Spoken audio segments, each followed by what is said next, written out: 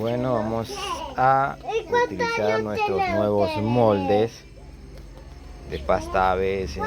Vamos a ponerlos a prueba a ver qué tal. Vamos a hacer unas piezas para interior con arena de río, arena gruesa.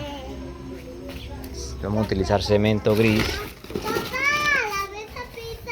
Ya, cemento gris. Y vamos a utilizar escayola o yeso defraguado rápido o desecado rápido. Entonces empecemos.